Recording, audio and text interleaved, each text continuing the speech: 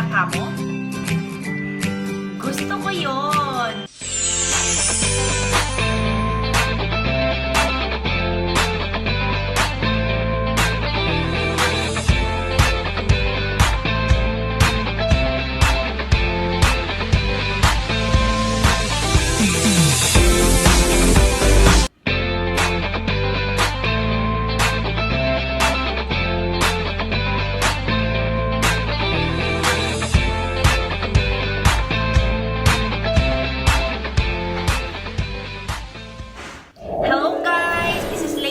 And welcome to my channel. Ayan guys, for today maglilinis po tayo ng isda. Yes, actually eto na po siya. Dararan! Ang laki, hindi po ba? Ayan. Samahan niyo po ako maglinis guys. Ayan.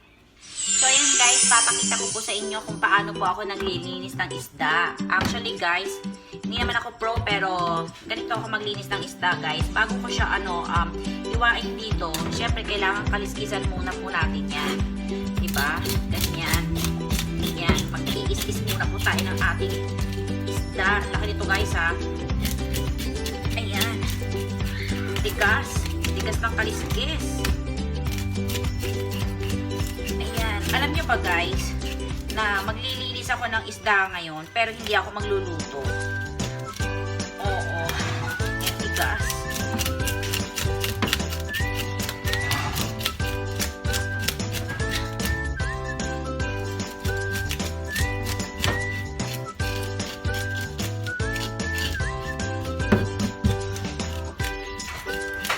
Tapos guys, mamaya pala, gugupitan ko naman itong isda pag nalinisan ko na siya, natanggal yung mga hasang. Itong mga to, nasa gilid-gilid, ayan.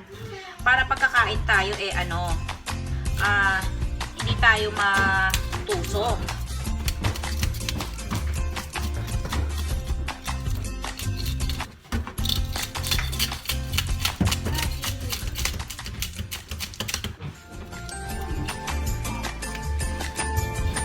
Kita ninyo, ang daming kaliskis sa sa lababo.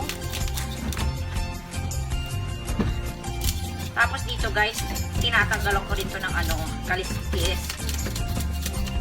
Mahirap namang matingan ng kaliskis guys.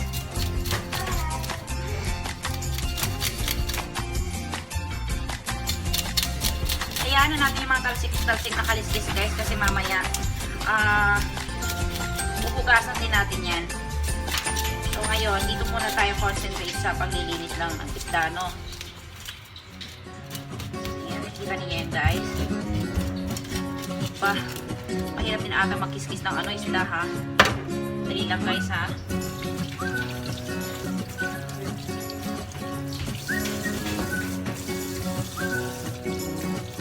Alawan natin siya, guys, kasi para makita natin kung may kaliskis pang natira dito sa dininisan natin. Ayan, may natira pa, Ayan.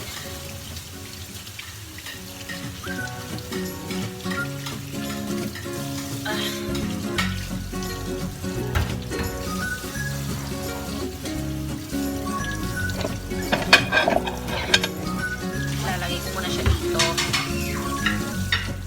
Tatanggal tayo ng kaliskis na tinanggal natin para malinis ng konti.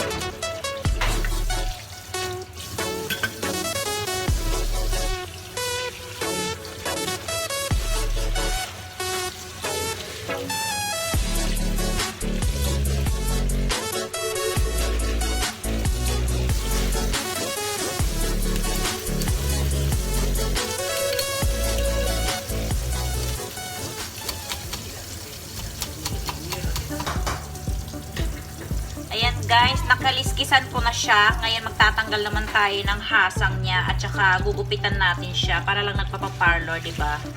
Ayan.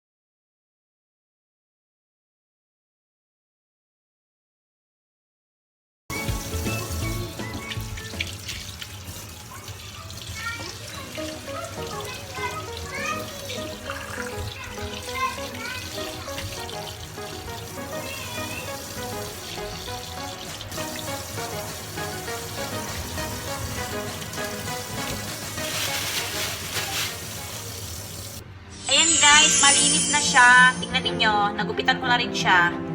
O, ayan. Ayan, malinis na, di ba guys? Ayan.